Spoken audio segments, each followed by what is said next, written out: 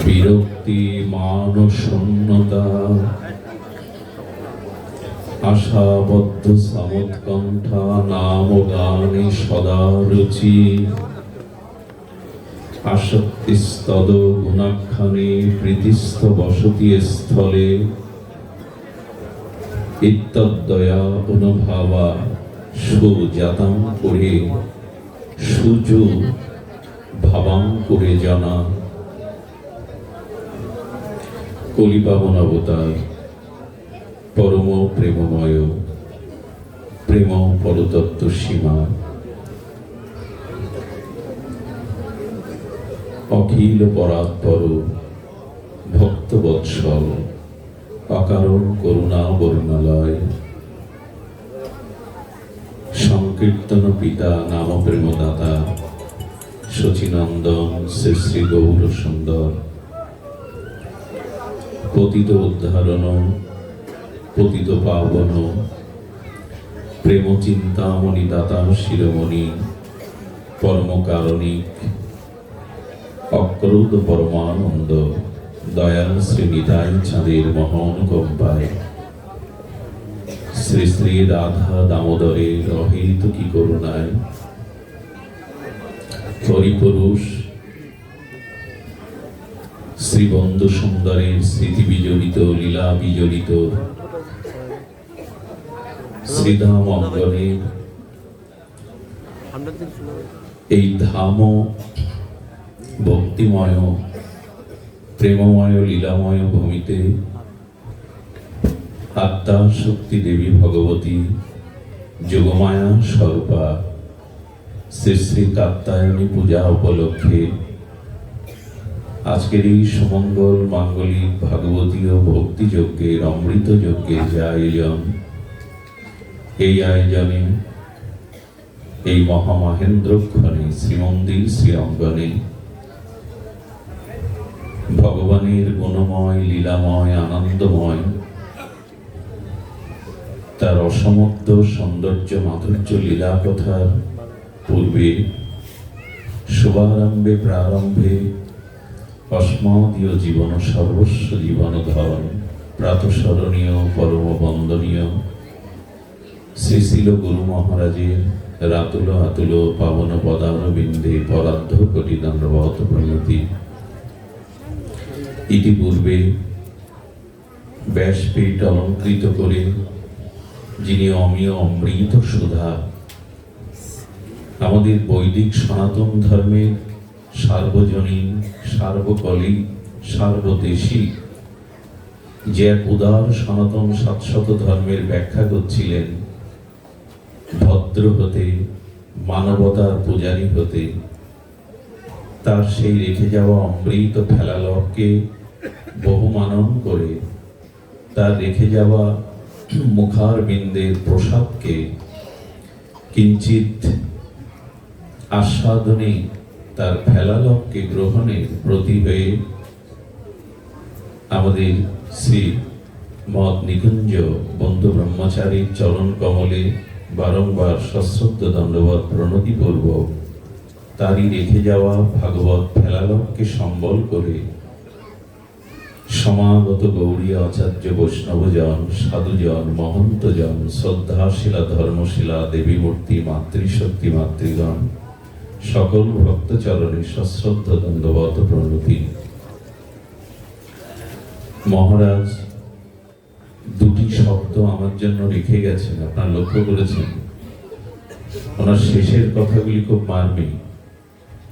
উনি বলছেন অহংকারের সিংহাসন হতে আর মায়ার সিংহাসন থেকে নেমে এসো, ভগবানের চরণে মানব সেবায় উৎসর্গকৃত হয়ে সমর্পিত হও। পরবর্তী বক্তার উচিত হলো পূর্ববর্তী বক্তা রেখে যাওয়া অংশ হতেই শুরু করা। এটি পরম্পরার নিয়ম। ওনার ওই দুটি শব্দই আজ আমরা আলোচনার মধ্যে আনবো। মায়া এবং অহংকারের সিংহাসন থেকে আমরা কি করে নিচে নামতে পারি, সকলের হতে পারি, ভগবানের হতে পারি, প্রতিটি মানবতার পূজারী হতে পারি। এই প্রসঙ্গেই কিঞ্চিত আলোচনা। প্রথমেই বলি, অহংকার ও বিমূঢ় আত্মা এটি অখণ্ড পরতত্ত্ব ভগবান শ্রীকৃষ্ণের সার্বময় গীতা শাস্ত্রের একটি বাণী। যার ভিতরে অহংকার আসে তার আত্মা অর্থাৎ চেতনা বিমূঢ় হয়ে যায়, মূর্খতা প্রাপ্ত হয় এবং এই অহংকারী সর্ববিধ অমঙ্গল, অকল্যাণ, পতন বা স্খলনের কারণ।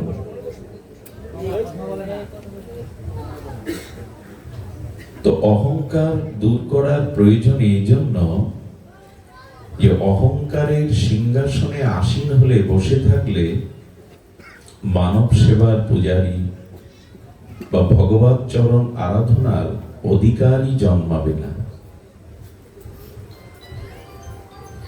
সুধীজন, এই অহংকার ভগবান দূর করবার প্রভূত প্রয়াস করেন। যেমন দেখুন, উচ্চ কুল, উচ্চ বিদ্যা, উচ্চ ধন সম্পত্তি, উচ্চ মানে খুব সুন্দর রূপ, এগুলি অভিমান অহংকারের কারণ হয়ে দাঁড়ায় যদি কিনা তত্ত্ব জ্ঞান, ভাগবত প্রণীত জ্ঞান বা শ্রীগুরু চরণে শুদ্ধ সমর্পিত জীবন না হয়। তো অহংকার যতদিন পুড়িয়ে ছাই না করতে পারবেন ততদিন প্রেম ভক্তির জ্যোতি আপনার থেকে প্রকাশ হবে না। আপনাদের মনে পড়ে পুরনো দিনে এই বৈদ্যুতিক বিপ্লব বা বৈদ্যুতিক উন্নতি না হওয়ায় হ্যাজার্ড লাইট নামক একটি আলোর আশ্রয়তে আমাদের উৎসবাদি সম্পন্ন করতে হতো। পুরানো দিনের মানুষরা এটা ভালো জানবে। হ্যাজার্ড লাইটের মেন্টালটা তেল দিয়ে ভিজিয়ে ওতেই প্রথমে আগুন লাগানো হতো। ওই আগুনে দগ্ধীভূত হয়ে ওই সুতোগুলো পুড়ে ছাই না হলে তার থেকে জ্যোতি বা আলো প্রকাশ হতো না। আমাদের রাধাকুণ্ড তটশ্রয় পণ্ডিত প্রভার বিশ্বনাথ চক্রবর্তী পাদপদ্ম বলছেন, যতদিন জ্ঞানের অগ্নিতে ভক্তির তেলে তোমার হৃদয়ের অহংকার পড়ে ছাই না হচ্ছে ততদিন প্রেম ভক্তির জ্যোতি প্রকাশ হবে না, হওয়া সম্ভব নয়। অহংকার সবার আসতে পারে। আচ্ছা, যদি বলি ব্রহ্মা থেকে শুরু করি, আমাদের এই জগৎ সৃষ্টি করেছেন ভগবানের শক্তি বা প্রেরণায় চতুর্মুখী সনক পিতা ব্রহ্মা। ব্রহ্মার একবার ভগবানের দর্শনে যখন বৈকুণ্ঠে উপনীত হলেন, ব্রহ্মার ভেতরের অভিমান অহংকার দূর করবার জন্য বৈকুণ্ঠেশ্বর বৈকুণ্ঠের দুয়ারীকে বলে দিলেন, জেনে এসো কোন ব্রহ্মা এসছে আমার দর্শনে।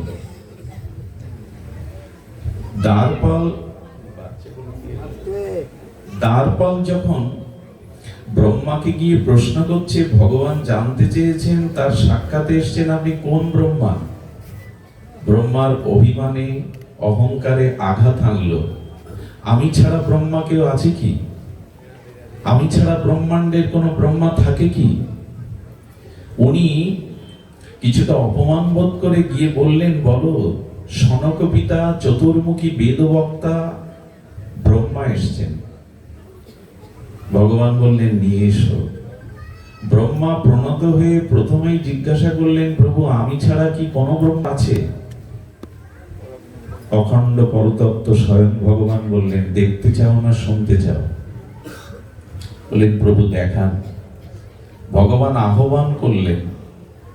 ভগবানের আহ্বানে সাড়া দিয়ে যেসব ব্রহ্মা উপনীত হতে লাগলো ভগবানের দুয়ারে, ব্রহ্মা দেখলেন অনেকগুলো সিংহের মধ্যে একটা খরগোশ দাঁড়ালে সে যেমন নিজেকে ক্ষুদ্র মনে করে, দেখলেন সহস্র বদন, লক্ষ বদন, কোটি বদন, মানে হাজারটা বদন, মুখ, লক্ষ কোটি মুখ বদন ব্রহ্মাগণ নেমে এসে ভগবানের স্তুতি করছে। সিংহের মধ্যে খরগোশের অবস্থার মতো আমাদের এই জগৎ স্রষ্টা সৃষ্টিকারী চতুর্মুখ ব্রহ্মার অবস্থা তাই।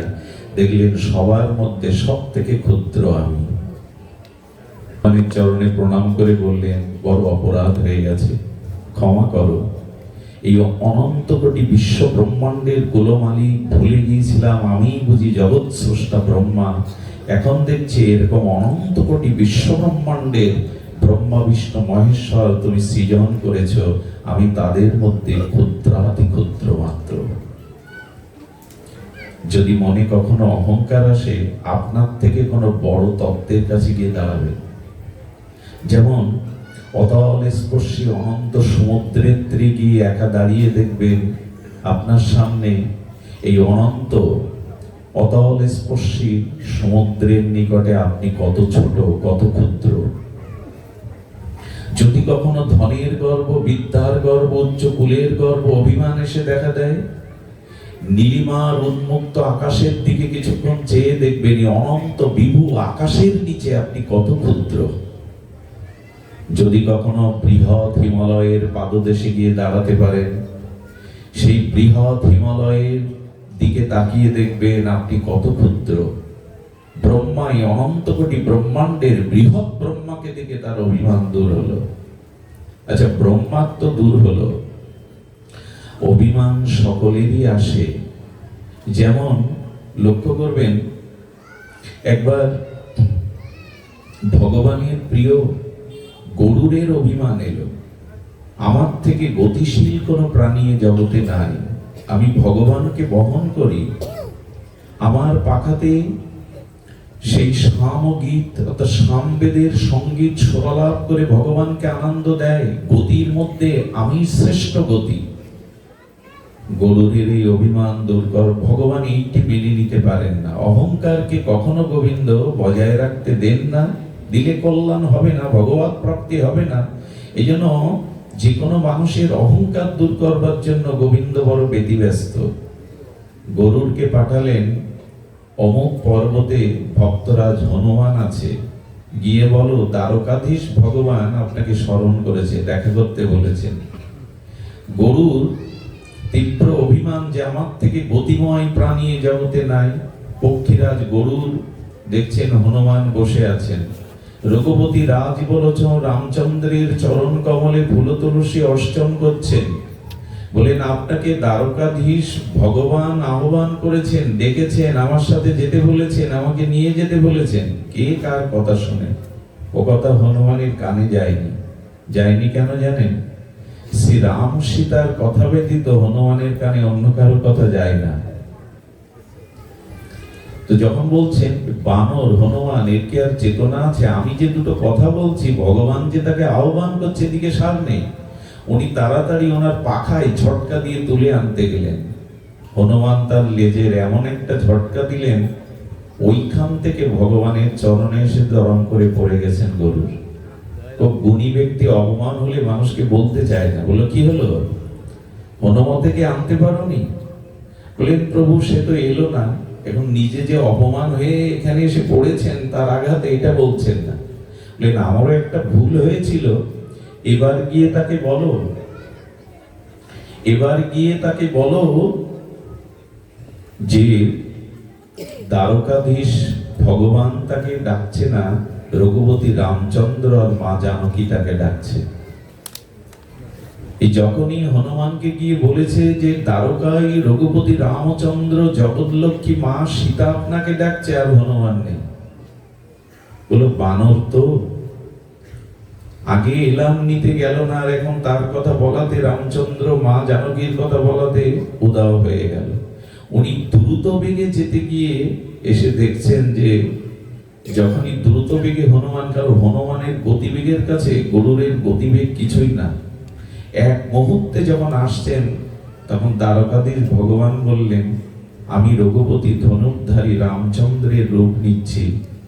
রুক্মিণীকে সত্যভামাকে বললেন, তুমি জগৎ জননী সীতার রূপে আমার বামে বসো, কারণ রাম সীতা ছাড়া হনুমান কোথাও অবস্থান করবে না, চেয়েও দেখবে না। হনুমান যখন দ্রুত বেগে আসছেন তখন ভগবানের সুদর্শন চক্রের একটা অভিমান ছিল। সুদর্শন ভগবানকে চারিদিকে রক্ষা করত।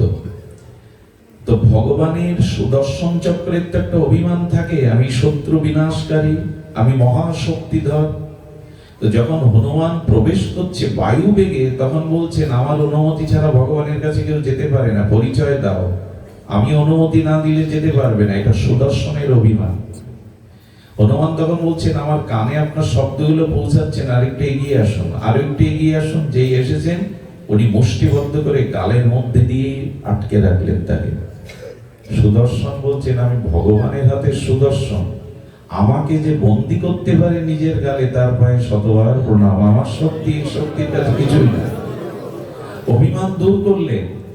গরুর এসে দেখছে ওগো আমার গতির আগে এসে হনুমানজি বসে গেছেন ভগবানের চরণে। গরুরের অহংকার দূর হলো, গতি আমার নয়, গতি হনুমানের। ওখানে সত্যভামা বসে বসে মনে করছিলেন আমি তো সীতা সেজেছি, তো আমার রূপ সীতার থেকে মহান। পৃথিবীতে যত রূপবতী আছে এই জন্য রূপের অহংকার থাকে কারো কারো। তো সত্যভামা মনে করতেন সত্যভামার রূপ ছিল বটে, নাহলে ভগবানের প্রেয়সী বরা হতে পারে। বললেন আমার থেকে রূপের ত্রিজগতে কারো নাই।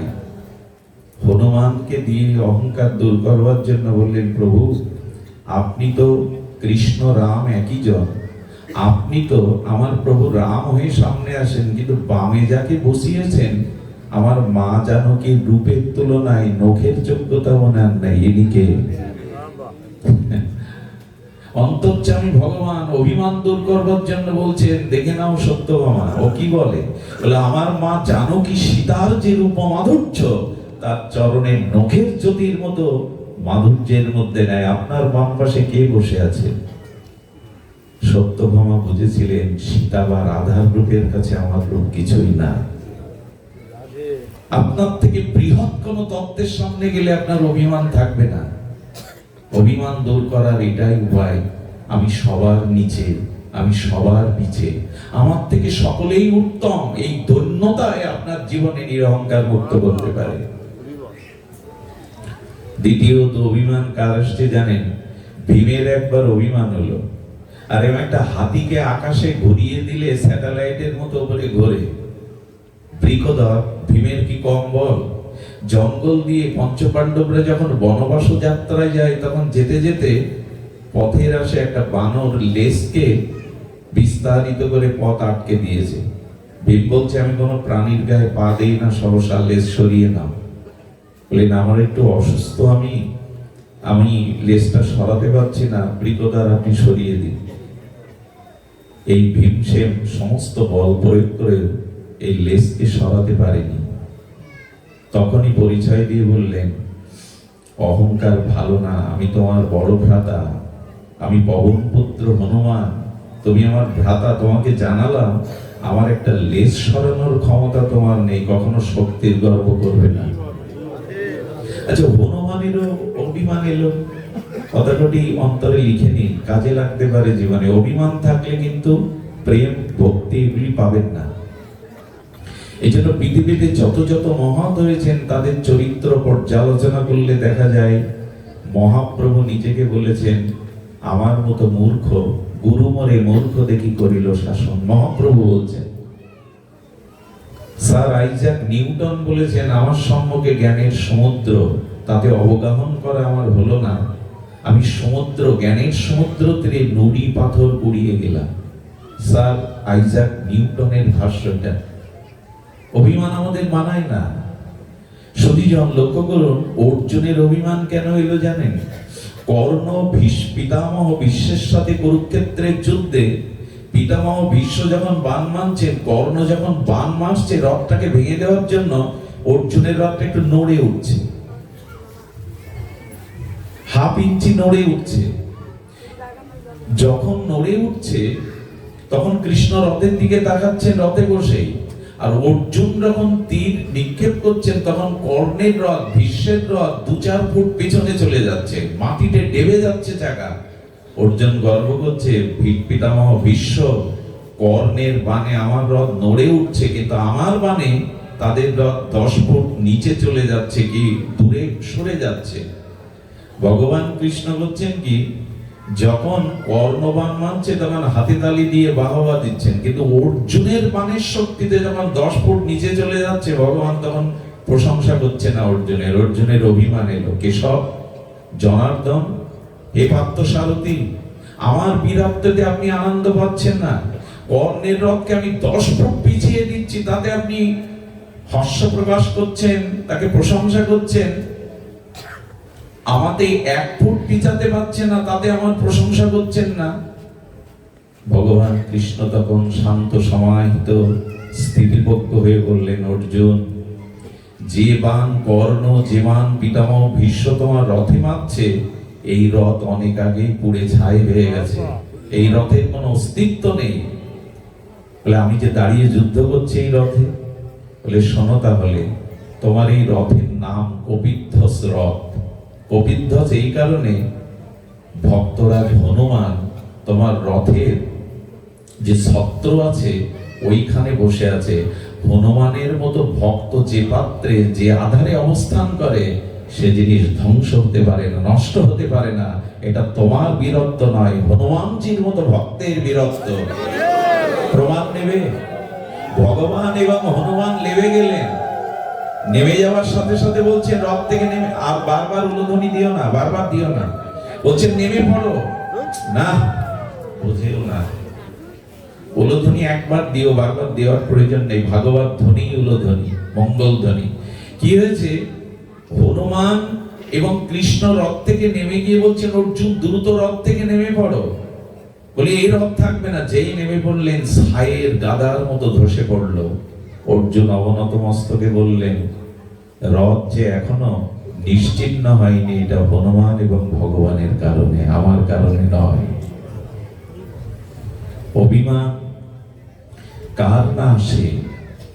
অর্জুনের এলো, ভীমের কাছে। হনুমানের কথা এত বলছি, ওনারা একবার এলো। আমাদের আসা তো স্বাভাবিক। বাবাজি এমন 2 শব্দ বলে গেছেন যাওয়ার সময়, আমি এর বাইরে যেতে পারছি না, উচিত না। কথাগুলি আমাদের প্রয়োজন। এরপরে আমরা মায়াতে আসব। অপূর্ব কিছু কথা এই মায়ার প্রসঙ্গে আমরা আলোচনায় আস্বাদন করব গুরু মহারাজের কৃপায়, বন্ধু সুন্দরের কৃপায়। হনুমানের একবার রামচন্দ্র, আপনারা জানেন রামেশ্বরম যে তীর্থ আছে, এই রামেশ্বরম শিবলিঙ্গটি ভগবান রামচন্দ্র নিজে প্রতিষ্ঠা করেছিলেন। তো রামচন্দ্র রঘুপতি ভবন শঙ্করের শিবলিঙ্গ প্রতিষ্ঠা করে সীতা উদ্ধারের আগে, রাবণ বিজয়ের আগে যখন প্রতিষ্ঠা করবেন, হনুমানকে বললেন, একটি শিবলিঙ্গ নিয়ে এসো। হনুমান আসতে দেরি থাকায় পুরোহিত বললেন, ব্রাহ্মণ বললেন, প্রভু এখানে বালু দিয়ে আপনি একটি শিবলিঙ্গ প্রতিষ্ঠা করুন, আমরা ওতেই অর্চন করব। ভগবান শঙ্কর যে কোনো ভাবে আহ্বান করলেই একটি বিল্লপত্রের দ্বারা তিনি সন্তুষ্ট। যেই পূজা পুষ্পাঞ্জলি সমর্পণ হয়েছে, হনুমান ভগবান শিবলিঙ্গ এসে উপস্থিত। প্রভু পূজাই করলেন, তো আমার এই শিবলিঙ্গ কি হবে? তখন বলছে, দেখো তুমি ওই শিবলিঙ্গটা এখান থেকে এখানে এসে তুলে স্থাপন করো। হনুমান লেজ দিয়ে কেন, সর্বশক্তি দিয়ে আর তুলতে পারছে না। একটু অভিমান এলো, আমি বয়ে আনলাম। হ্যাঁ, যখনই তুলতে পারলো না, ভগবান শঙ্কর অভিমান দূর করার জন্য এত ভারী হলেন যে লেজের একটা অংশই খসে পড়ল। হনুমান বুঝলেন, আমি শিবকে এনেছি, এই অভিমান উনি দেখিয়ে দিলেন। উনি কৃপা করে এসেছেন, আমার আনার শক্তি নাই। এমনি করে জগতে বিদ্যার অহংকার, ধনের অহংকার, উচ্চ কুলের অহংকার, রূপের অহংকার যতদিন আছে, ততদিন এই রাজ্যে প্রেম ভক্তির পথ থেকে আপনি অনেক অনেক দূরে। অভিমান মানায় না আমাদের। সুধীবৃন্দ, বাবাজি দ্বিতীয় শব্দ বলে গেছেন মায়া।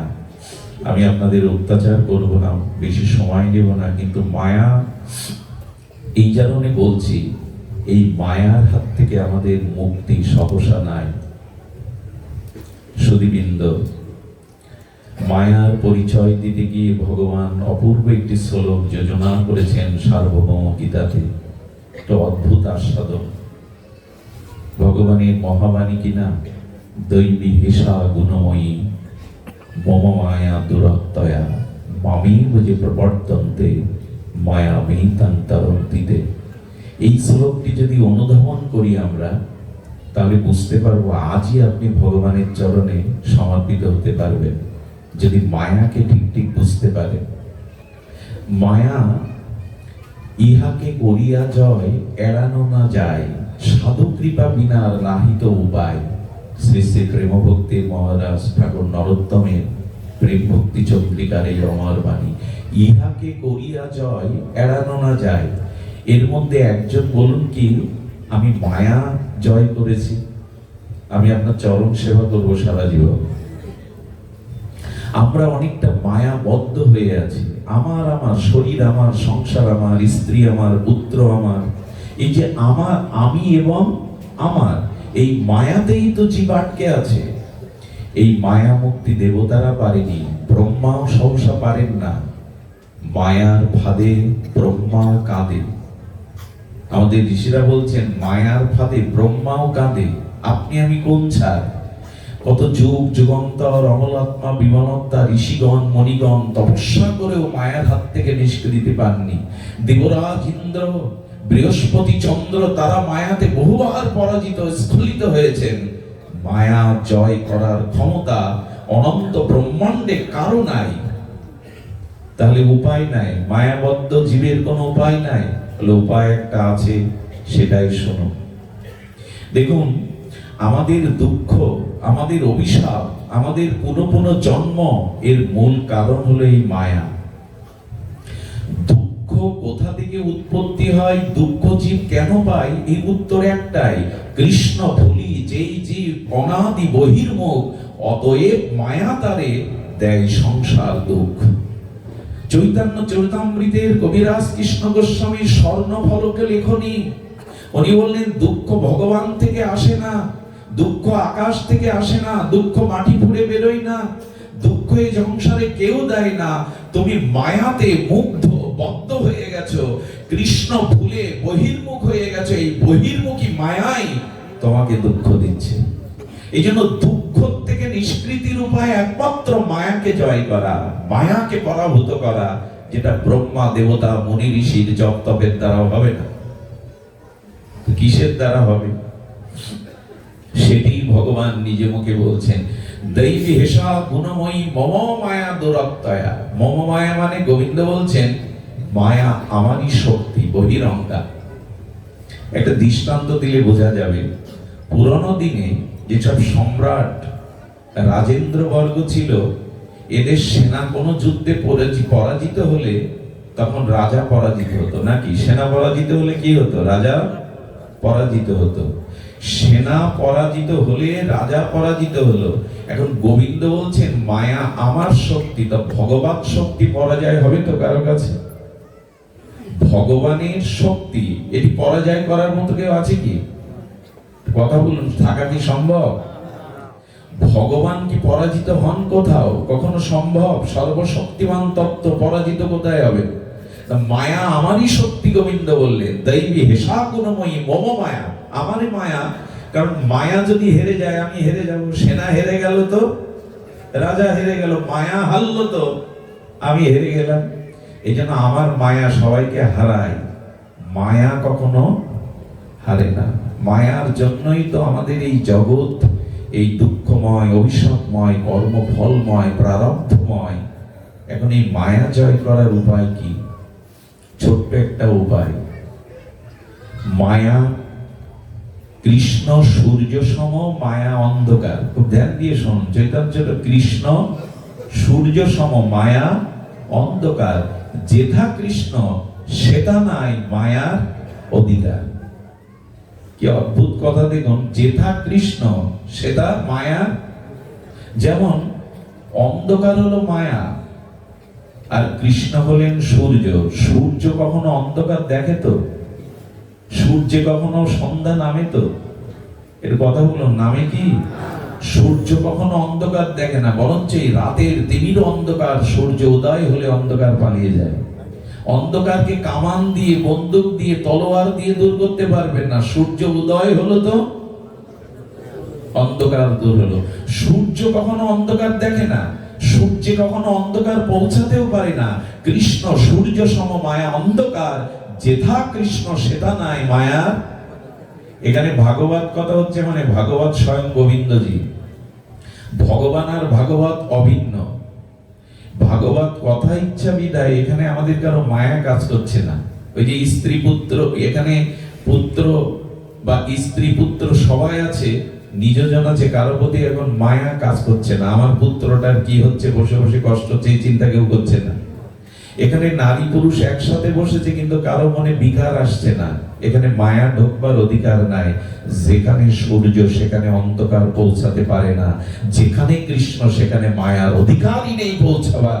এই জন্য মায়া জয়ের একটাই উপায়, কৃষ্ণ চরণে সমর্পণ করা। মামেব যে প্রপদ্যন্তে মায়া মেতং তরন্তিতে।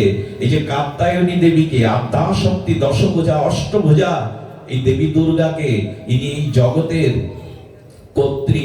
এই জগতের ভারটা মায়া দেবীর উপর দিয়েছেন কৃষ্ণ। শ্রীকৃষ্ণেরই যোগমায়া শক্তি, বহিরঙ্গা শক্তি এই দেবী দুর্গা কাত্যায়নী। খুব ধ্যান দিয়ে শুনুন কথাটা। একটা জেলের যেমন জেলার সর্বময় ক্ষমতার অধিকারী থাকে, জেলার ছাড়া আসামি ঢুকতেও পারবে না, তার অনুমতি ছাড়া, সই ছাড়া বেরোতেও পারবে না। এই অনন্ত চতুর্দশ ব্রহ্মাণ্ডের জেলার রূপে দায়িত্ব দিয়েছেন ভগবান এই যোগমায়াকে, কাত্যায়নীকে। কেন দিয়েছেন জানেন? যোগমায়া, তুমি কাজ করো, যারা আমাকে ভুলে যাবে তুমি তাদের এই সংসার কারাগারে সাজা দেবে। যে ত্রিশূল মারছেন কার বুকে, যে কৃষ্ণকে ভুলে যাবে, ভগবানকে ভুলে যাবে, তুমি মায়া তাদের এই সংসার কারাগার থেকে কোনোদিন মুক্তি দেবে না। তারা বারবার যেন এই জন্ম মৃত্যু অভিশাপ কারাগার থেকে মুক্তি না পায়। মা কখনো সন্তানকে বন্দী করে?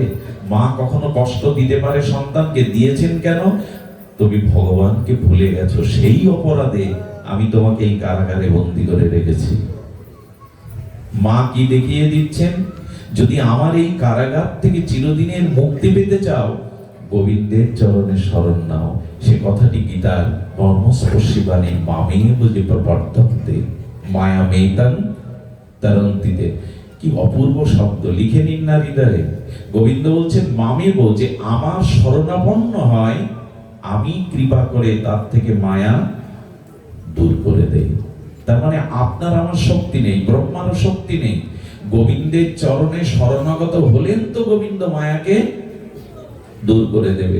গোবিন্দের শরণ না নিলে মায়া যাবে না। একটু আগে বললাম মায়া মানে ছায়া, মায়া মানে অন্ধকার। আচ্ছা, পূর্ব দিগন্তে সূর্য উঠলে আপনি সূর্যমুখী হয়ে দাঁড়ালে আপনার ছায়াটা কোন দিকে পড়ে? পেছনে পড়ে এবং প্রলম্বিত হয়ে পড়ে, অনেক লম্বা ছায়া পড়ে, পড়ে কিনা? আচ্ছা, সূর্য যদি পশ্চিমে হেলে যায়, আপনি সূর্যমুখী হয়ে যদি দাঁড়ান, আপনার ছায়াটা কোথায় পড়ে? সবসময় ছায়া দেখবেন পেছনে পড়ছে, সামনে পড়বে না। কারো ছায়া কখনো বললেন ওই সূর্য যেদিকে ওই মুখী হয়ে দাঁড়ালে ছায়া পিছনে পড়বে, অন্য সময় ছায়া সামনে পড়ে। কিন্তু সূর্যের মুখের দিকে তাকালে, যেদিকে সূর্য ওই দিকে যদি দৃষ্টি দেন, ছায়া সামনে পড়ার ক্ষমতা নেই, পেছনে পড়বে। তেমনি গোবিন্দের মুখের দিকে যে তাকিয়ে আছে, মায়া তাকে সামনে এসে আবরণ দেয় না, তার পেছনে সরে দাঁড়ায়। আচ্ছা, লক্ষ্য করুন, পূর্ব এবং পশ্চিমে সূর্য থাকলে আমার দেহের ছায়াটা প্রলম্বিত হয় ভূমিতে, কিন্তু মাথার উপরে যখন সূর্য দাঁড়ায়, ছায়া কোথায় থাকে? লম্বা হয়ে পড়ে? পড়ে না। কি হয় জানেন? ছায়াটা পায়ের সাথে মিলিয়ে যায়। সংকেত দিচ্ছে কৃষ্ণ যখন যার মাথার উপরে, অর্থাৎ ভগবানের চিন্তা যার মস্তিষ্কে আছে, মায়া তখন লুকিয়ে পড়ে, মায়ার প্রভাব বিস্তার করে না। ভগবানের শরণ না নিলে মায়া দূর করবার ক্ষমতা কোনো কালে এই মায়ার সংসার কারাগার হতে মুক্তি নেই। আচ্ছা, ধীবররা যখন মাছ আহরণের জন্য জাল ফেলে, সামনের মাছগুলো বের পড়ে, একটা জায়গার মাছকে ধীবর বা জেলে কখনো জালে আটকাতে পারে না। কোন জায়গার মাছ জানেন? জালটা যখন নিক্ষেপ হয়, পায়ের থেকে জেলে বা ধীবরের পায়ের থেকে জালটা এক দু হাত দূরে গিয়ে পড়ে। আচ্ছা, ধীবরের পায়ের কাছে যদি কোনো মাছ থাকে, উনি জাল ফেললেন মাছ আটকাবার জন্য, পড়বে কি? ওই মাছ ধরা পড়বে? গোবিন্দ যেন বললেন মামেব যে প্রপদ্যন্তে, আমার চরণে যে শরণ নিয়েছে, আমার মায়া জাল কখনো তাকে বন্দী করতে পারবে না। এই মায়া তাকে কখনো আবদ্ধ করতে পারবে না। মায়া কেমন জানেন? মায়া ছায়াকৃত। আমার দেহের যে ছায়া আর আমার দেহ, এদের দুটো ধর্ম এক কি? দয়া করে একটু ধ্যান দিয়ে শুনুন। আমার দেহের যে ধর্ম, আমার দেহ থেকে যে ছায়াটা পড়ছে, তার ধর্ম কি এক? আচ্ছা, ছায়াকে আঘাত করলে ব্যথা লাগবে তো? ছায়াকে খেতে দিলে ওর ক্ষুধা যাবে তো? কিন্তু দেহকে আঘাত করলে, এই জন্য দেহের যা ধর্ম, ছায়ার সে ধর্ম না। মায়াটা হলো ছায়া, ও কারো কল্যাণ বোঝে না, ও কারো দরদ বোঝে না, ওর কোনো কল্যাণ করার ক্ষমতাই নেই, অকল্যাণই করতে পারে। এই জন্য ভগবান চরণে শরণ নিন। আরো একটা দৃষ্টান্ত খুব সুন্দর, কিছু মনে করবেন না। আগেকার দিনে কোন বড় লোক বা ধনী লোক, মানি লোকের বাড়ির গেটের সামনে খুব ভালো শব্দ লেখা থাকতো, সিংহদুয়ারে সুস্বাগতম, সত্যমেব জয়তে, সত্যম সুন্দরম, এসব বাক্য লেখা থাকতো, সুস্বাগতম। এখন অনেক জায়গায় লেখা থাকে কুকুর হতে সাবধান। আমাদের অনেকটা বদলে গেছে সংস্কৃতি ভাবনা। আগে লেখা থাকতো সুস্বাগতম, এখন লেখা থাকে বিনা অনুমতিতে তুমি ঢুকতে পারবে না। সে গুরুদেব হও, সাধু হও, দাঁড়িয়ে থাকো, আমার অনুমতি ছাড়া তুমি ঢুকতে পারবে না। এখন আপনি একটা বাড়ি গেছেন, ওখানে বিদেশি হিংস্র একটা কুকুর আছে গেটে, আপনি জানতেন না, লেখাটা পড়েননি কুকুর হতে সাবধান। গেট যেই খুলেছেন, সিংহ গর্জনে আক্রমণ করতে আপনাদের কুকুরের ভয় নেই কার এখানে? আগে তো 21টা ফোটাতে হতো, এখন 3-4টে ফোটাতে হয়, বড় হিংস্র। যেই কুকুর হামলে আসলো, আপনি ভয় পেয়ে গেট দিয়ে দেবেন কিনা? যে মনে করলেন পেছন দিক দিয়ে যাই, গোবিন্দ বাবুর সাথে তো দেখা করা দরকার, পেছনে গেট দিতে গেলে আবার সেই কুকুর হামলে পড়লো। উপায় কি? উপায় একটাই, মোবাইল করুন, নালে দূরে দাঁড়িয়ে তখন, গোবিন্দ বাবু আমি আপনার সাথে একটু দেখা করতে এসেছি, কিন্তু ঢুকতে পারছি না। আচ্ছা, গোবিন্দ বাবু ওপর থেকে নিয়ে এসে বললো, টম কাম কাম হিয়ার, এরকম বলে মনে হয় নাকি? মানে কুকুরটাকে টম নাম তো, টম এদিকে এসো। কুকুর কি করলো? সঙ্গে সঙ্গে দৌড়ে গিয়ে মায়ের পায়ের কাছে বসে গেল। তখন বলছেন, আপনি চলে আসুন, এখন আর বাধা দেবে না। দৃষ্টান্তের উদাহরণ হলো, যদি বাড়ির মালিকের ডাকে ওই হিংস্র কুকুর বশীভূত হয়ে আর আগত ব্যক্তিকে প্রবেশ করতে দেয় নির্বিঘ্নে, গোবিন্দ যেন বললেন, আমার চরণে আমার নাম ধরে ডাকো, আমাকে বারবার নাম স্মরণ করতে থাকো, আমাকে ডাকতে থাকো, আমার চরণে এসো, তাহলে আর মায়া তোমাকে বিতাড়িত করবে না, মায়া তোমাকে বাধা দেবে না। চলে এসো তুমি আমার চরণে, মামেয় বুঝবে বর্তন্তে মায়া মেই তন্তারন্তিতে। আর ঠাকুর মশাই বললেন, সাধু কৃপা বিনা ইহার নাহিত উপায়। মায়া, সাধু কৃপা, গুরু কৃপা ছাড়া মায়া দূর হতে পারে না। সুধীবৃন্দ, এই জন্য সৎসঙ্গ করুন, সাধু সঙ্গ করুন। এদের সংস্পর্শে এলে, এদের কৃপা শক্তিতে, ভগবত ভক্তির দ্বারা, গোবিন্দ চরণে সমর্পণের দ্বারা আপনার জীবনে মায়া পরাভূত হয়ে যাবে। সুধীজন, এই মায়াকে পরাভূত করবার জন্য গোবিন্দ চরণে শরণ চাই। আমাদের অনেকের দাবি কেমন জানেন? আমি তো গোবিন্দকে ডাকছি, আমি তো মালা জপ করছি, আমি তো একাদশী ব্রতাদি করছি, কিন্তু ভগবান আমার এই মায়া কেন দূর করে না? তার প্রতি কেন টান, অনুরাগ, প্রীতি আসে না? অনেকেই ভগবানকে দোষারোপ করে, আমার প্রতি তোমার কৃপা নাই, আমার প্রতি তোমার করুণা নাই। আচ্ছা, এখন ভগবানের কাছে এই প্রশ্ন করুন তো, আমিও তো তোমার নাম স্মরণ করি, আমিও তো সাধু সঙ্গে যাই, আমিও তো একটু তীর্থ পর্যটন করি, তো তুমি কেন আমাকে কৃপা করে মায়ার হাত থেকে মুক্তি দিচ্ছ না? ভগবানের কাছে যদি উত্তর জানতে চান, তো ভগবত স্বরূপে আপনার উত্তর দিচ্ছেন, বলে না, আমি তোমাকে কৃপা করবার জন্য এই সংসার কুয়ো থেকে, মৃত্যুময় কূপ থেকে উদ্ধারের জন্য আমি কৃপা করেছি, কিন্তু কৃপাটা তুমি ধরছ না। খুব মার্মিক কথা। দেখুন, একটা বাচ্চা বা কেউ কুয়োর মধ্যে আমি আপনি পড়ে যেতে পারি, বিশাল কুয়োর মধ্যে পড়ে গেছে, ওটার শক্তি নেই। এখন আমাকে উদ্ধারের জন্য কেউ যদি রশি ফেলে দেয়, দড়ি ফেলে দেয়, আচ্ছা, দড়ি আমার উদ্ধারের জন্য ফেললেই কি আমি উদ্ধার হব? যদি দড়ি আমি আঁকড়ে না ধরি, কথা বোঝা যায়? আমি কুয়োতে পতিত হয়ে গেছি, উপায় নাই। এখন আপনারা সহৃদয় ব্যক্তি দয়া করে আমার জন্য একটা রশি ফেলে দিয়েছেন কুয়োতে, আমি বলছি উদ্ধার করো, উদ্ধার করো, অথচ রশি ধরছি না। আমি উদ্ধার হতে পারবো? গোবিন্দ বললেন, আর কত কৃপা চাও? আমি যে কত কৃপা তোমাকে করেছি, কিন্তু কৃপাটা তুমি ঠিক ঠিক ধরছো না। এই জন্য আমি তোমাকে একটু কুয়ো থেকে, সংসার থেকে তুলতে পারছি না। যদি প্রশ্ন করেন কি কৃপা করেছো তুমি, ভগবান বললেন, প্রথম কৃপা, আমি তোমার হৃদয়ে বসে আছি, এই কুয়ো থেকে, মৃত্যু থেকে তোমাকে উদ্ধার করবো বলে। আচ্ছা, স্ত্রী, পুত্র, টাকা, ব্যাংক ব্যালেন্স, বাড়ি গাড়ি নিকটে না, আমার হৃদয়ে ভগবান কে নিকটে? একটা কথা বলুন, সব থেকে নিকটে কে আমার? সব থেকে নিকটে তো তিনি। এটা তার কৃপা না যে আমি তোমার হৃদয়ে বসে আছি, তোমাকে আমার করবো বলে, এই মায়াময় সংসার থেকে উদ্ধার করবো বলে? আমি দূরে নেই, সবাই দূরে, স্ত্রী, পুত্র, টাকা পয়সা তোমার চোখের সামনে, আমি তোমার হৃদয়ে। কিন্তু হৃদয়ে যে তিনি আছেন, এই অনুভূতি থাকলে আমরা জগতে কোনো অন্যায় কাজ করতে পারতাম? এক চোর তার ছেলেকে গুরুকুলে পাঠিয়েছে, আমি চোর কিন্তু তুই ভালো হয়। ছেলে গুরুকুল থেকে 6 মাস পর বাড়ি এসছে, ছেলেকে নাড়ু বানিয়ে দেবে, তাই লোকের গাছে না নারকেল পাড়তে উঠেছে, আর খোকাকে বলছে, খোকা, এই নারকেল পাড়ার সময় যদি মালিক আসে, বাগানের মালিক, তুই ডেকে দিস, আমি নেমে পড়বো। যেই নারকেলে হাত দিয়েছে, সেই বলছে, বাবা দেখছে দেখছে দেখছে, নেমে পড়ো। নেমে পড়ার পর বলে, এখানে তো কেউ নেই, কে দেখছে? বলে, গুরুদেব বলেছেন আমরা যা করি তা ভগবান সাক্ষী স্বরূপ দেখেন, ভগবান তো দেখছেন। সঙ্গে সঙ্গে জড়িয়ে ধরে বললেন, হ্যাঁ রে, আজ পুত্র হয়ে তুই পিতাকে এটা চরম শিক্ষা দিলি, কেউ না দেখলে তো তিনি দেখছেন, হৃদয়ে ভগবান আছেন, ওই রশি ফেলেছেন ভগবান নিজে, ধরছেন তো তাকে, যে তুমি আমার হৃদয়ে আছো, আমি অপকর্ম করি কি করে? আচ্ছা, যদি ভগবান আমার হৃদয়ে নয়, সবখানেই তো তিনি আছেন, আপনার হৃদয়ে ভগবান আছেন। আচ্ছা, আপনি পারবেন মন্দিরে থুতু ফেলতে?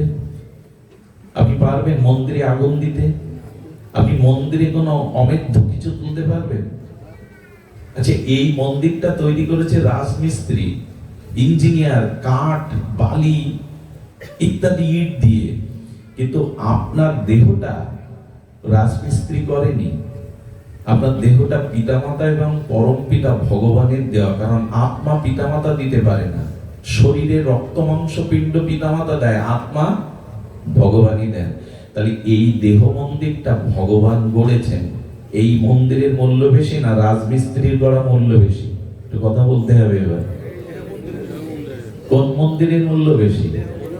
তা আপনি মন্দিরে অমধ্য কিছু দেন না, মন্দিরে ওখানে আপনি অন্যায় কর্ম করেন না, মন্দিরে আপনি অত্যাচার করেন না, অথচ যে মন্দির গোবিন্দ নিজে গড়েছেন, সেই অন্যকে কেন আপনি ব্যথা দেন, অন্যকে কেন অপমান করেন, অন্যকে কেন তুচ্ছ তাচ্ছিল্য করেন? এই অনুভূতি নেওয়ার জন্যই ভাগবতে আসতে হয়।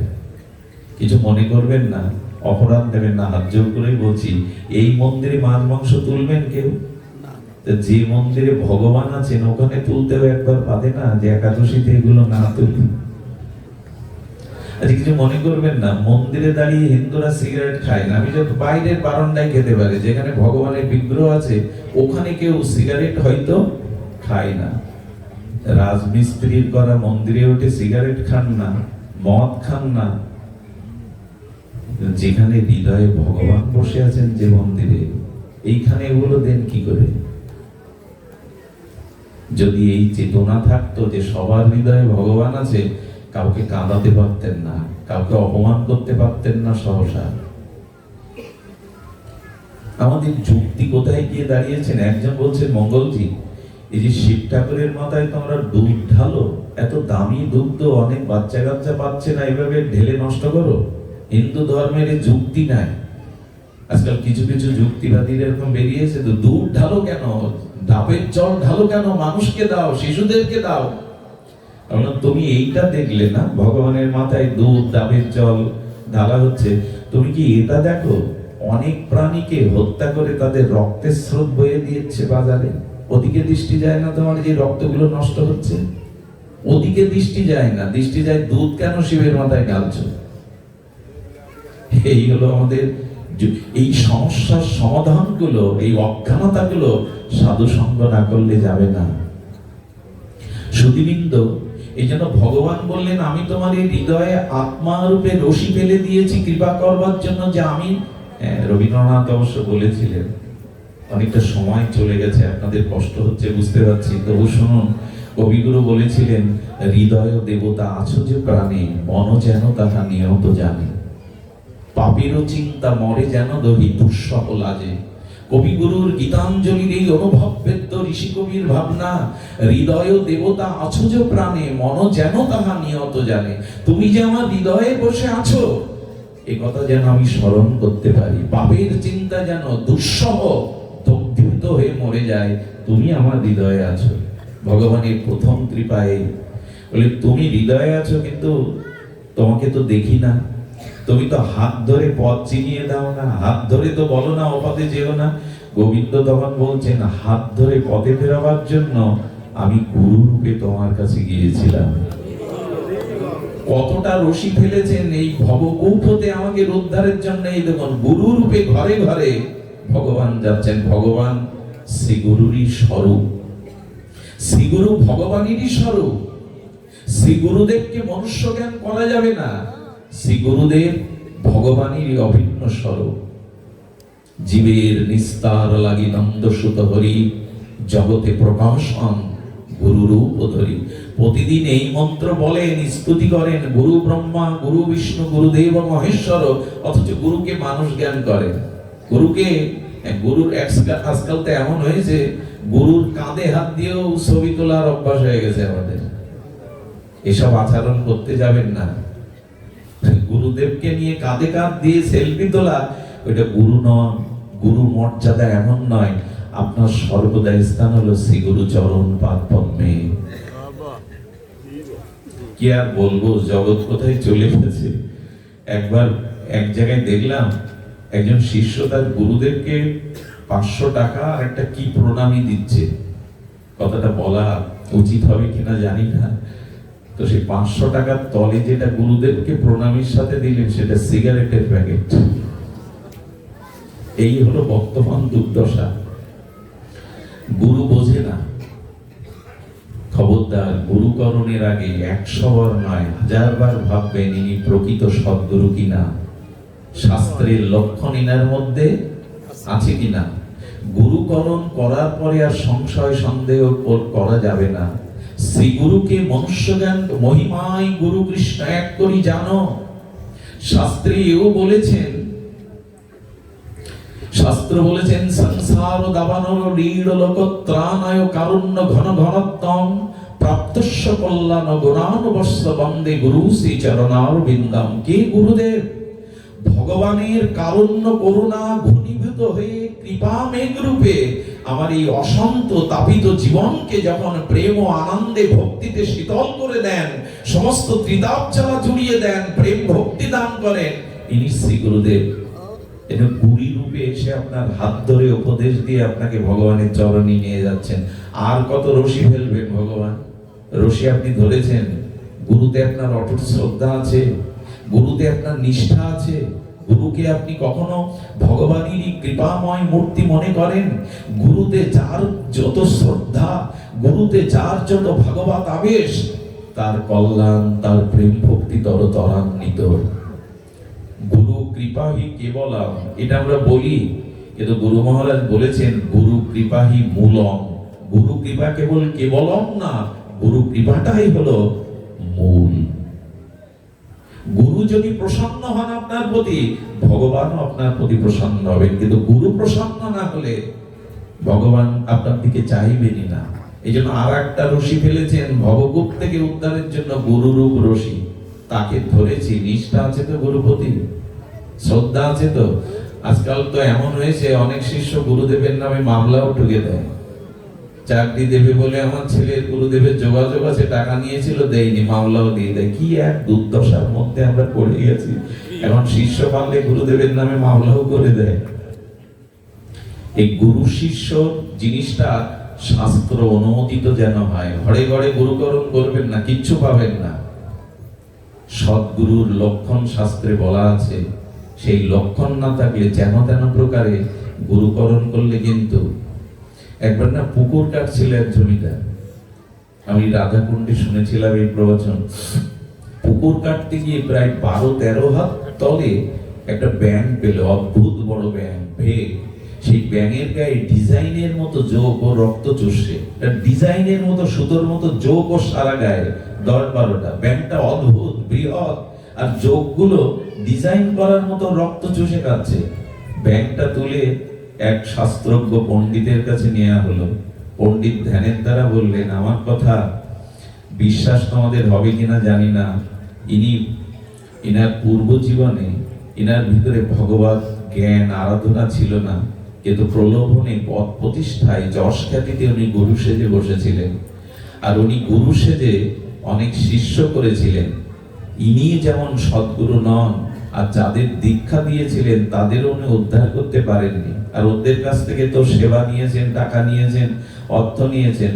তাই এ জন্মে গুরু ভেগ ব্যান হয়েছে, আর যে শিষ্যদের কাছ থেকে উনি রক্ত চুষে গিয়েছেন, এবার যোগ হয়ে ওনার কাছ থেকে সেই রক্ত চুষে পরিশোধ নিচ্ছেন।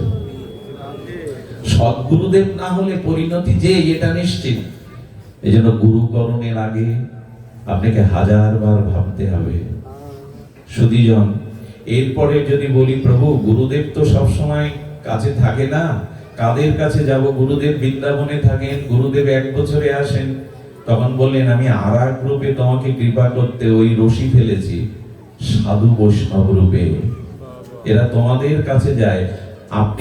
আপনারা কিন্তু আমার জন্মস্থানে যাননি, আমি আপনাদের চরণে এসেছি। তার মানে সাধু গুরুগণ, বৈষ্ণবগণ ভাগবত প্রচারের জন্য মানুষের দুয়ারে দুয়ারে গিয়ে, মানুষের কাছে গিয়ে, আঙিনায় গিয়ে, মাঠে প্রান্তরে তারা শাস্ত্র শিক্ষার জন্য তোমাদের দূরে যায়। ওই বৈষ্ণব, ওই সাধু, তারা আমারই শক্তি ভাববে। আমি কৃপা না করলে কেউ সাধু হতে পারে না, বক্তা হতে পারে না, প্রবক্তা হতে পারে না। তাই সাধু রূপে, বৈষ্ণব রূপে শিক্ষা দেওয়ার জন্য আমি তোমাদের দুয়ারে দুয়ারে যাই। এই কৃপাটাও ফেলেছি, কিন্তু সাধুর কথা এখান থেকে উঠে গেলে অনেকেরই মনে থাকে না। হ্যাঁ, বক্তব্য ভালো লাগলো, ওনার আলোচনায় যুক্তি আছে, কণ্ঠস্বর মিষ্টি, এই পর্যন্ত। উঠে গিয়ে আচরণ করি কি? সাধুর কথা মূল্যায়ন করি কি? সাধু বাক্যে বিশ্বাস আনুন, দৃঢ়তা আনুন যে এই বাক্যের মধ্যেই আমার ঐকান্তিক কল্যাণ আছে। এখান থেকে শুধু শুনে যাবেন না, একটু আচরণ করুন। সুধীজন, কি করছেন? গীতা ভাগবত রূপে কৃপা করেছেন, বৈষ্ণব রূপে কৃপা করেছেন। এরপরে বলছে, প্রভু তুমি যদি আমার একটু ঘরের মধ্যে আসতে কৃপা করতে। তখন বললেন, এসেছি তো, ওই রাধা মাধব নিতাই গৌরের বিগ্রহ রূপে তোমার ঘরের মধ্যে এসেছি। আমি তোমার ঘরেই এসেছি। আমাকে কি তুমি সচ্চিদানন্দ মনে করো, কৃষ্ণ মনে করো, শ্রীরাম মনে করো? আমাকে কি রাধারানীর স্বরূপ মনে করো? অথচ ভগবান বলেছেন, আমাতে আর বিগ্রহতে কোনো পার্থক্য নাই। বামা খেবার কথা মনে আছে আপনাদের? এই বিখ্যাত মাতৃ সাধক, একবার দিল্লিতে জাতীয় কালী পূজায় ওনাকে নিয়ে যাওয়া হলো। দিল্লির জাতীয় কালী পূজায় উনি করছেন কি, চরণামৃত খেয়ে মাতালের মতো দুলছেন, মা মা করে সঙ্গীত করছেন, গাচ্ছেন, মাকে গালিও দিচ্ছেন। ওনার ভজন তো এরকম। তো দিল্লির শিক্ষিত নব্য ভদ্রলোকরা বলছে, কোন পাগলকে এনেছেন এই দিল্লির জাতীয় পূজায়? এইটা উন্মাদ পাগল, মন্ত্র নেই, গান গাইছে, মাকে গালি দিচ্ছে। যখন বারবার এই ধ্বনি উঠছে উনি পাগল, কোষাকুষি থাকে না, এই কোষা দিয়ে মায়ের হাতে ঘা দিয়েছেন বামাকে। আবার বিন্দু বিন্দু রক্ত পড়ছে তার থেকে। দেখে সবাই চরণে পড়লেন। মাটির মাকে যিনি চিন্ময় করে দিতে পারেন, রক্ত ঝরাতে পারেন, ইনি সাধারণ না।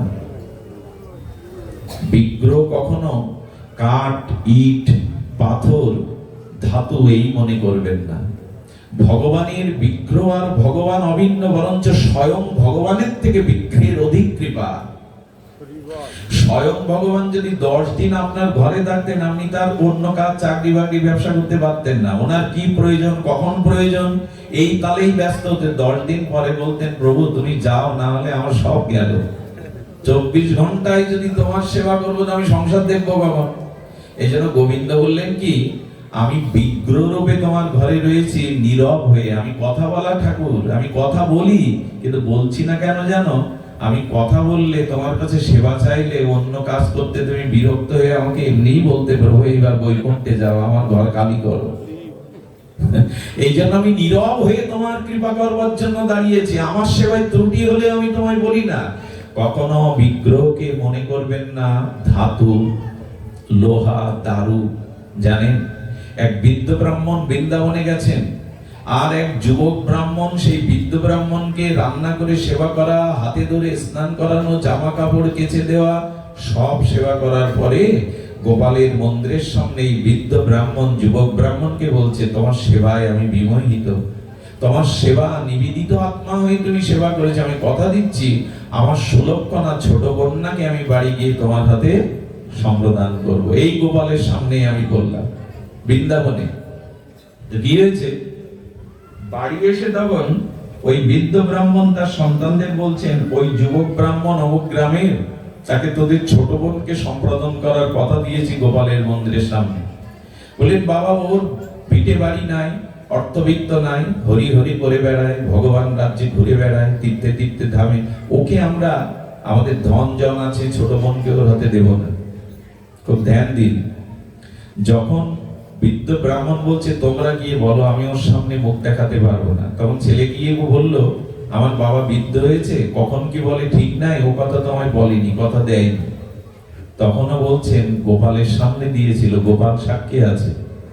তো তখন বললেন, আচ্ছা, ওরাও মনে করেছে হাওয়া গোবা বুদ্ধি সরল, বলছে গোপাল যদি সাক্ষী দিতে পারে তাহলে আমরা আমাদের মনকে দিতে পারি। ওরা কি ভেবে বলছে, সাক্ষাৎ বিগ্রহ ভগবান ভেবে বলছে, না কাঠ পাথর ভেবে বলছে? পাথর কখনো সাক্ষী দেয়? আচ্ছা, এই যুবক ব্রাহ্মণ না খেয়ে না দিয়ে 36 কিলোমিটার পর দৌড়াতে দৌড়াতে বৃন্দাবনে গেছে, গোপালের সামনে গিয়ে বলছে, তুমি তো সাক্ষী স্বরূপ, চলো সাক্ষী দিতে হবে। আচ্ছা, ও বিয়ে করবে বলে গেছে? বলে আমাকে দেওয়া ভগবানের সামনে কথাটা উনি যদি না রাখেন ওনার অধঃপতন হবে, ওই ব্রাহ্মণের ক্ষতি হবে, ওর বিয়ের লোক না, মিথ্যা বলাতে ওনার অধঃপতন হবে। এরা ভক্ত তো, অপরের পতন, অপরের ধ্বংস এরা চায় না। এই জন্য গোপালকে বলছেন, সর্বাদি সাক্ষী ভূতাম, গীতাতে বলেছো আমার সাথে সাক্ষী দিতে চলো, এক্ষুনি চলো। আমি 36 কিলোমিটার পায়ে হেঁটে এসেছি, না খেয়ে না দে। ভগবান তখন কথা বলে উঠেছে, সেই সাক্ষী গোপাল দেখতে চান, পুরীতে চলে যান, এখনো সেই সাক্ষী গোপাল আছে। নাম সাক্ষী গোপাল কেন হলো? তখন বলছেন, বিগ্রহ কি কখনো পায়ে হেঁটে সাক্ষী দিতে পারে? তখন তো গাড়ি ঘোড়ার প্রচলন না। যেই বলেছে বিগ্রহ কি পায়ে হেঁটে সাক্ষী দিতে পারে, এই ভক্ত তখন বলছেন, কথা যে বলতে পারে সে হাঁটতেও পারে, কথা না বললে ভালোই করতে। কথা যে বলতে পারে সে হাঁটতেও পারে, এখন তাড়াতাড়ি চলো। গোবিন্দ দেখলেন এর কাছে আর লোক, কত সরল বিশ্বাস, সাক্ষীর জন্য 36 কিলোমিটার না খেয়ে পায়ে হেঁটে এসছে। ভগবান কি বললেন জানেন? গোপাল, এক কাজ করো, 5 পা চালের একটু সিদ্ধ অন্ন ফুটিয়ে আমাকে খাওয়াও, এত পথ হেঁটে যাবো, গাড়ি ঘোড়া নাই, তো ক্ষুধা পেটে যেতে পারবো না। আসলে কি ভগবান খাওয়ার জন্য বললেন? আহা, ও না খেয়ে এসছে, এত পথ আবার না খেয়ে যাবে, তাই প্রসাদের নাম করে ওকে একটু খাইয়ে নি। ভগবান ওকে প্রসাদ খাওয়ালেন, বললেন, প্রভু তুমি আগে যাবে না আমি আগে যাব? আহা, বিগ্রহরূপী গোপাল বললেন, আমার চিরকালের নিয়ম হলো আমি ভক্তের আগে যাই না, ভক্তের পিছু পিছু যাই।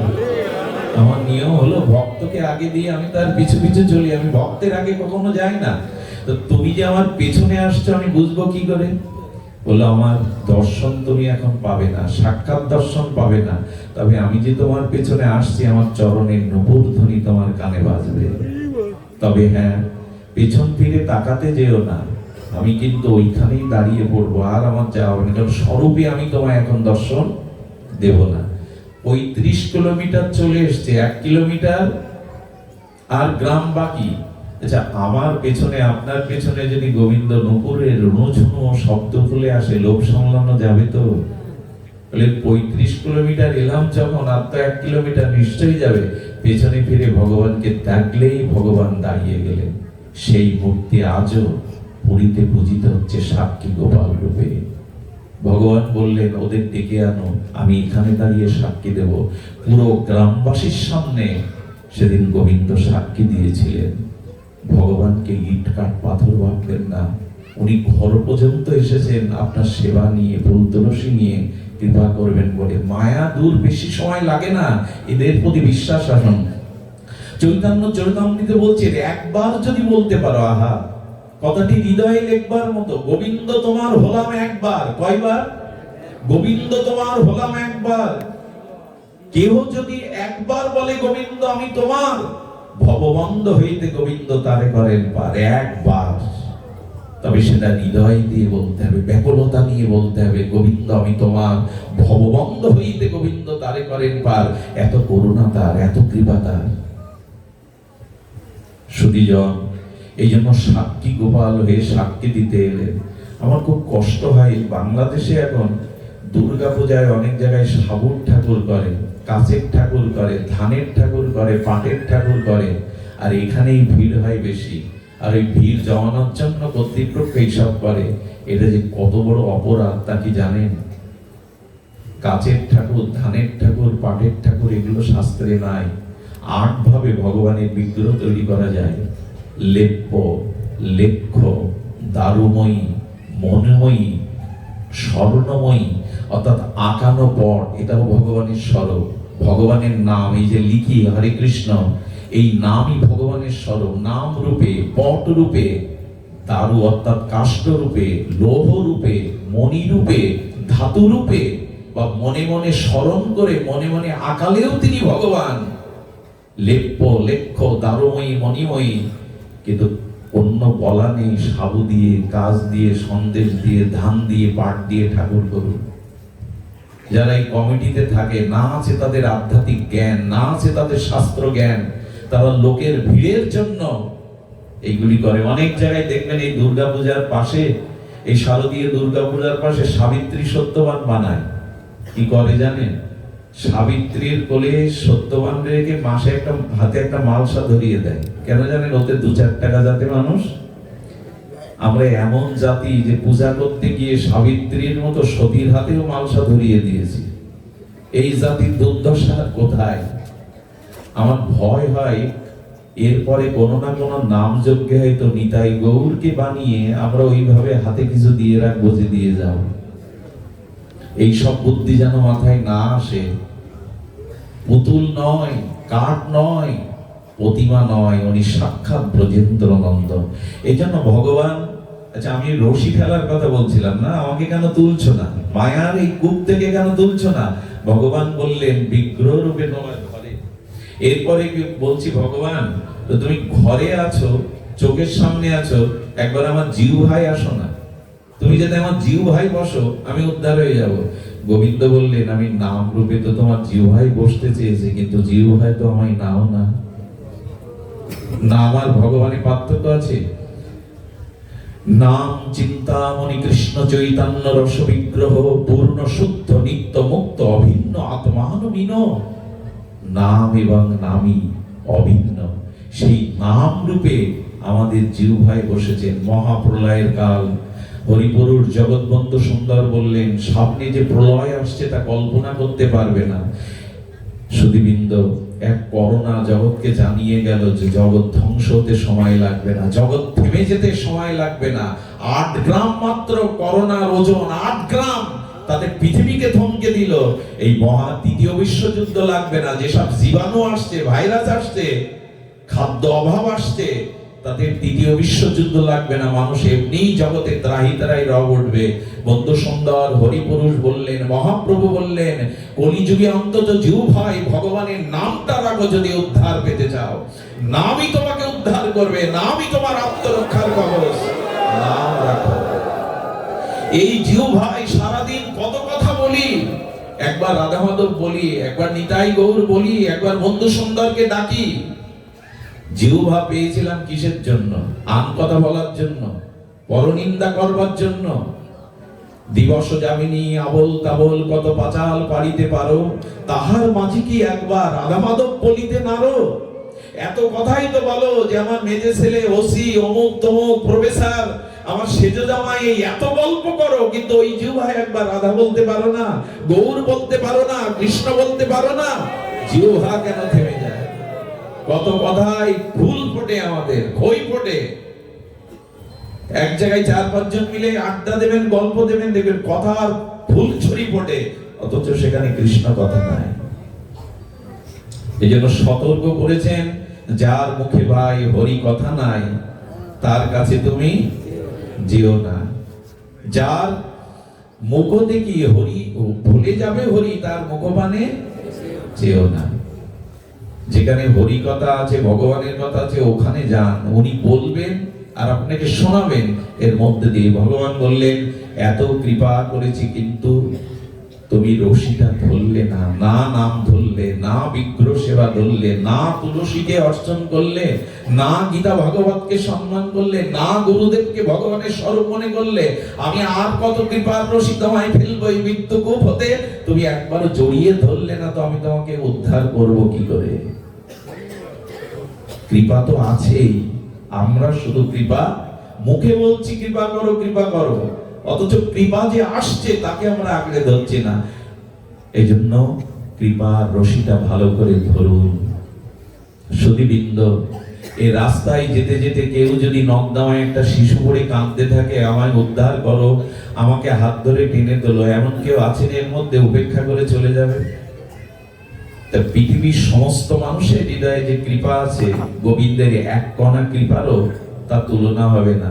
আমি যদি পড়েই থাকি মায়ার এই কূপে, আমি যদি ডাকতে থাকি গোবিন্দ উদ্ধার করো, আমাকে ফেলে যেও না, ভগবান আসবে না? এই ফরিদপুরের রাস্তার ড্রেনে কোনো শিশু পড়ে থাকলে আপনি উপেক্ষা করে যাবেন তাকে? তো ভগবান তো করুণার সাগর, তাকে যদি হাত তুলে বলেন, হে গোবিন্দ আমি পতিত হয়ে আছি, আমি মায়াবদ্ধ, আমাকে উদ্ধার করো, তিনি অবশ্যই আপনাকে টেনে নেবেন। যদি বলেন গোবিন্দকে ডাকবো, তা খাবো কি? আচ্ছা, এখানে যারা আছেন যাদের পিতা বেঁচে আছে, আপনারা কি কখনো কোনো বাবাকে প্রশ্ন করেছেন, বাবা কালকে তুমি আমাকে খেতে দেবে কিনা? এ প্রশ্ন করেছেন কখনো বাবাকে, মাকে, কালকে তুমি আমাকে খেতে দেবে তো? কিন্তু বলছেন, বাবা আমার কাছে জিজ্ঞাসা করা লাগে না, বুকের রক্ত বিক্রি করেও সন্তানকে খাওয়ায়, আর আমি পরম পিতা, আমি না খাইয়ে রাখবো আমার স্মরণ নিলে? এই করুণাগুলো উপলব্ধি করুন। তিনি অপার করুণার সাগর, উপলব্ধি করুন। আজকে এখানেই যে আমরা এসেছি, এটাও তার করুণা। আপনি আসেননি, আপনার বুকে ব্যথা উঠতে পারতো, বাড়িতে কোনো অ্যাক্সিডেন্ট হতে পারতো, আসতে গিয়েও বিপদ হতে পারতো। আপনি এখানে আসেননি, আপনাকে করুণা করে উনি এনেছেন হরি কথা দান করবেন বলে। সবই তার করুণা, সবই তার কৃপা। করুণা ছাড়া এক পাও চলতে পারি না আমরা। ভগবান যদি অক্সিজেন বন্ধ করে দেয়, একদিনের সূর্য উদয় বন্ধ করে দেয়, পৃথিবী বিষময় হয়ে যায়। একদিন সূর্য না উঠলে কি হবে? পৃথিবীর সব খাদ্যগুলো পয়জনিং হয়ে যাবে, কেউ বাঁচতে পারবেন না ওই খাদ্যকে। দেখেন না, এই করুণা উপলব্ধি করতে গেলে ভাগবত কৃপা চাই। সাধু কৃপা বিনাই আর নাহি তো উপায়। সাধু কৃপা ছাড়া এর কোনো উপায় নেই। তাই আমি আর দীর্ঘায়িত না করে, আমাদের নিকুঞ্জ বৌদ্ধ ব্রহ্মচারী দুটো শব্দ বলে গিয়েছিলেন, আসলে অদ্ভুত। দেখুন, ওনার ওই শব্দ দুটোই আমার মাথার মধ্যে, বুকের মধ্যে সেট হয়ে আছে। অহংকার এবং মায়ার আসনে বসে থাকলে ভগবানের চরণে এই দুটি দূর করে যেন চলি। মায়ের একটা ছোট্ট গোবিন্দ চরণে প্রাপ্তি দৃষ্টান্ত দিয়ে আজকে পাঠ বিশ্রাম করি। উনিও লীলা কথা দিয়ে বিশ্রাম করেছিলেন, আমি আপনাদের একটু লীলা কথা দিয়ে বিশ্রাম করি। লীলাটা অনেকবার বলেছি, এটা আপনাদের হৃদয়ে বড় আনন্দ জাগবে। একটু ধ্যান দিয়ে 5 মিনিট মাত্র একটু ধ্যান দিয়ে লীলা কথাটি শোনো। আমাদের উড়িষ্যায় পুরুষোত্তম ক্ষেত্রে আমাদের লীলাচল ভূমিতে এক ব্রাহ্মণ দম্পতি ছিলেন। ব্রাহ্মণ দম্পতির কোনো সন্তান ছিল না, এই জন্য পাড়া প্রতিবেশী তাদের মুখ দেখতে চাইতো না। সকালে মুখ দেখলে ওই ব্রাহ্মণীকে বলতো, সকালে তোমার মুখ দেখলাম, আজ আর যাত্রা ভালো হবে না। কি যেন বাংলায় বলে, হাটকুড়ো না কি বলে, এসব শব্দগুলো কাউকে বলবেন না। বললেন, তোমাদের মুখ দেখলে যাত্রা নষ্ট হয়। সকালবেলা তোমার মুখ দেখলাম, বলুন তো কি কষ্টটা হয়। কি কোন নারী না চায় মা ডাক শুনতে, স্বামীকে জড়িয়ে ধরে কাঁদে। আমাদের তো সন্তান যোগ নাই, চলো জগন্নাথের চরণে যাই। সারা রাত মিলে তার চরণে চোখের জলে জানায় যে আমাদের একটা সন্তান দাও প্রভু, তুমি তো জগন্নাথ, তুমি তো কৃপার আশ্রয় আধার। সাক্ষাৎ জগন্নাথের মন্দিরের বাইরে দাঁড়িয়ে স্বামী স্ত্রী সারা রাত গভীর নিশীথে কাঁদল, হে জগন্নাথ, এই কলঙ্ক ঘুচাতে, এই অপমান ঘুচাতে একটি সন্তান তুমি আমাদের দাও। আমি আমার বলে, আমাদের বলে দাবি না করে তোমার চরণ সেবায় তাকে নিবেদিত করব, কিন্তু কলঙ্ক ঘোচাতে জগন্নাথ কৃপা করে একটি সন্তান আমায় দাও। এই প্রার্থনা কাতর চোখের জল জগন্নাথের হৃদয় দ্রবীভূত হলো। জগন্নাথ দূর থেকে আশীর্বাদ করলেন। 10 মাসের মধ্যেই সেই মা একটি কন্যা সন্তান প্রসব করলেন। অপরূপ রূপ লাবণ্য। জগন্নাথের কৃপায় তো এই কন্যাটির নাম কি জানেন? জয়দেব পদ্মাবতীর নাম শুনেছেন না? ইনি সেই পদ্মাবতী। জয়দেব, গীত গোবিন্দের জয়দেব পদ্মাবতীর নাম শুনেছেন তো? ইনি সেই পদ্মাবতী। সেই পদ্মাবতীকে কোলে পেয়ে তাদের কলঙ্ক ঘুচে গেল। সুলক্ষণা, সুস্বরূপা, অপরূপ রূপা এই পদ্মাবতীকে কোলে পেয়ে পিতামাতার আনন্দ ধরে না। শশীকলার ন্যায় পদ্মা বেড়ে উঠতে লাগলো। মেয়ের এই মায়ায়, মেয়ের এই মোহ জগন্নাথকেই তারা ভুলে গেল। আমাদের দশা তাই হয়, ভুলে গেল। ধীরে ধীরে অষ্টাৎ ষোড়শী রূপবতী যৌবনাবতী হয়ে উঠল পদ্মাবতী। রূপের আলোচ্ছটায় ছড়িয়ে পড়ে। 16 বছর বয়স হলো। জগন্নাথ একদিন মন্দির থেকে বলল, কি গো, চোখের জলে আমার চরণে নিবেদন করেছিল একটি সন্তান দাও, ভুলে গেছো না? কিন্তু ভগবানের একটা স্বভাব কি জানেন? আসলে যখনই কথাগুলি চিত্তে দ্রবীভূত হয়ে যায়, যখনই স্মরণ হয়, এত কৃপা তার। জগন্নাথ বললেন, কেউ আমাকে ভুলে গেলেও আমার একটা স্বভাব হলো, আমি কাউকে ভুলতে পারি না। আমাকে ওরা ভুলে গেলেও আমি ভুলতে পারি না। এই জন্য জগন্নাথ মনে করলেন ওদের একটু স্মরণ করিয়ে দেওয়া দরকার। ওরা মায়া, এই কন্যা পেয়ে মায়া মোহে আমাকে ভুলে গেছে, স্মরণ করিয়ে দেওয়া দরকার। পদ্মাবতী তোমাদের নয়, পদ্মাবতী আমার। আমার চরণেই তাকে দেওয়ার কথা ছিল। আজ ভগবান কি রূপে আসবেন জগন্নাথ, এমন লীলা শুনলে সত্যি হৃদয় দ্রবীভূত হবে। ভগবানের করুণা, কৃপা দেখুন, মায়া থেকে আমাদের উদ্ধারের তার কত চেষ্টা দেখুন। ভগবান কি করলেন জানেন? জগতের নাথ ভিখারী রূপ নিলেন, কাঁধে ঝোলা নিলেন, আর ব্রাহ্মণের বাড়িতে এসেই ভিক্ষাম দেহি বলে হাত পেতেছেন। ভগবান তার ভক্তকে মায়া মুক্তি দেওয়ার জন্য, তার স্মৃতি, ধ্রুব স্মৃতি ফেরানোর জন্য ভিখারি হয়েও আমাদের দুয়ারে আসে। কি করুণা তার, কত বড় কৃপা তার। ভিক্ষাম দেহি। ওই ব্রাহ্মণ দূরে কাজ করছিল, গৃহের কোন কাজ, দূরে ক্ষেতের কাজ করছিল। বলে, মা পদ্মা, পদ্মা দুয়ারে অতিথি এসেছে, আঁচলে করে কিছু তাকে দাও তো। আগেকার দিনে নিয়ম ছিল, আঁচলে অনেক মা ভিক্ষা দিত। তখন এত পাত্রের ব্যবস্থা এভাবে ছিল না। পদ্মাবতী কিছুটা তন্ডুল ফল এনে ভিখারির সামনে দাঁড়িয়ে বলছে, নাও ভিখারি। জগন্নাথ ভিখারি রূপে কি করছে জানেন? ওর চরণ থেকে মাথা পর্যন্ত বারবার অবলোকন করছে। কেমন জানেন? মা তো সন্তানকে জন্ম দেয়, গর্ভে ধারণ করে, কিন্তু মুখখানা কতবার দেখে দিনের মধ্যে, কতবার দিনের মধ্যে দেখে। এই যারা প্রতিমা তৈরি করে না, ওই প্রতিমা তৈরি করে রং শেষ হলে দেখবেন দূরে দাঁড়িয়ে দেখে আমার গড়া প্রতিমা কেমন রূপ নিয়েছে, দেখে না ভাস্কর? তেমন গোবিন্দ তো গড়েছেন, জগন্নাথ তো গড়েছেন পদ্মাকে, তাই দূরে দাঁড়িয়ে দেখছেন পদ্মার অপরূপ রূপ, মাধুর্য। আর পদ্মাও যেন দেখে মনে হচ্ছে, খুব মনে হয় উনি চেনা, কিন্তু কখনো তো দেখিনি। দূরে দাঁড়িয়ে ওই ব্রাহ্মণ চিন্তা করছে, আমার মেয়ের রূপ দেখে, যৌবন দেখে ওর দৃষ্টি এখনো শুদ্ধ হয়নি, ওর দৃষ্টির এখনো শুদ্ধ। আমার একা যুবতী মেয়েকে, পদ্মাকে দেখে ওর চোখের লালসা যায়নি। ওকে আর শিক্ষা দিতে হবে। দৌড়ে এসে বলে, তোমার মতো লোলুপ কামুককে এখানে ভিক্ষার তুমি যোগ্য নাও। গলা ধাক্কা দিয়ে ফেলে দিল। ভগবান আমাদেরকে করুণা করার জন্য ভিখারি হয়ে আসেন, গলা ধাক্কাও খান তিনি। নিত্যানন্দ প্রভুর কপাল ফেটে তো রক্ত ঝরছে জগাই মাদায়ের জন্য। এত বড় ভগবানের করুণা, জীবের জন্য রক্ত ঝরাচ্ছেন স্বয়ং ভগবান। আর কি কৃপা করবেন তিনি? সুধীজন ধাক্কা দিয়ে মাটিতে পড়ে গেলেই জগন্নাথ রূপী ভগবান বললেন, ব্রাহ্মণ, পদ্মা কার? পদ্মাবতী কার? বলে, আমার মেয়ে পদ্মা। ভগবান দৃঢ়কণ্ঠে বলছেন, পদ্মা আমার। মনে পড়ে না তোমার 16 বছর আগে এক নিশীতে স্ত্রীকে নিয়ে চোখের জলে আত্মনিবেদন করেছিলে, হে ভগবান, কলঙ্ক ঘোচানোর জন্য একটি সন্তান তুমি আমায় দাও, আমার বলে দাবি না করে তোমার চরণেই সঁপে দেব।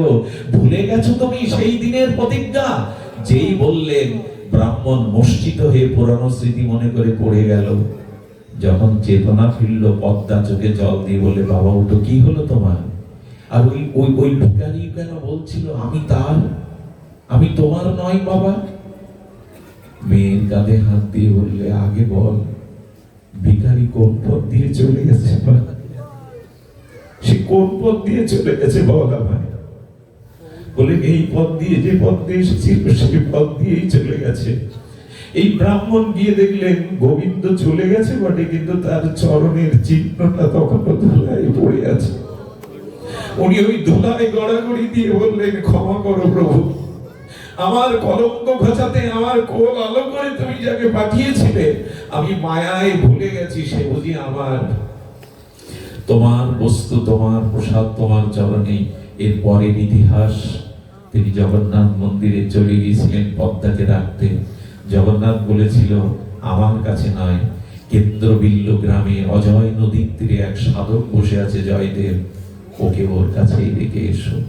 এই হলো ভিখারি হয়েও, গলা ধাক্কা খেয়েও আমাদেরকে মুক্ত করার জন্য ভগবান মায়া মুক্তির জন্য আসেন। আমরা যেন তাকে ফিরিয়ে না দেব, আমরা যেন তাকে দূরে না মনে করি, আমরা যেন চিরদিন তাকে আমাদের হৃদয়ে চির আপন, চির সুন্দর মনে করি। আজ এইটুকুই। আপনাদের মঙ্গল হোক, আপনাদের সবার কল্যাণ হোক। আমাদের